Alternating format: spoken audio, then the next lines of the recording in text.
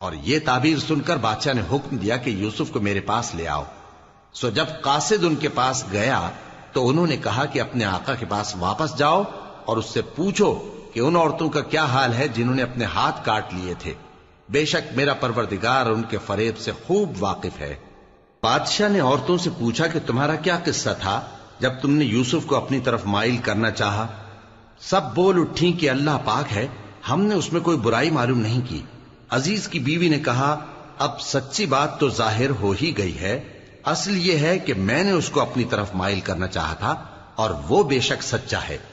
یوسف نے کہا کہ میں نے یہ بات اس لیے پوچھی ہے کہ عزیز کو یقین ہو جائے کہ میں نے اس کی پیٹھ پیچھے اس کی امانت میں خیانت نہیں کی، اور اللہ خیانت کرنے والوں کی چال کو چلنے نہیں دیتا، اور میں اپنے آپ کو پاک صاف نہیں کہتا، کیونکہ نفس امارہ انسان کو برائی ہی سکھاتا رہتا ہے، مگر یہ کہ میرا پروردگار رحم فرمائے، بے شک میرا پروردگار بخشنے والا ہے، مہربان ہے۔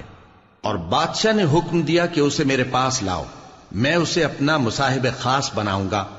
پھر جب ان سے گفتگو کی تو کہا کہ آج سے تم ہمارے ہاں صاحب منزلت ہو اور صاحب اعتبار ہو۔ یوسف نے کہا، مجھے زرعی پیداوار پر مقرر کر دیجئے، کیونکہ میں حفاظت بھی کر سکتا ہوں اور اس کام سے واقف بھی ہوں۔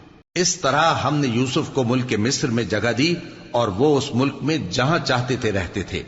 ہم اپنی رحمت جس پر چاہتے ہیں کرتے ہیں اور نیکوکاروں کے اجر کو ضائع نہیں کرتے، اور جو لوگ ایمان لائے اور ڈرتے رہے ان کے لیے آخرت کا اجر بہت بہتر ہے۔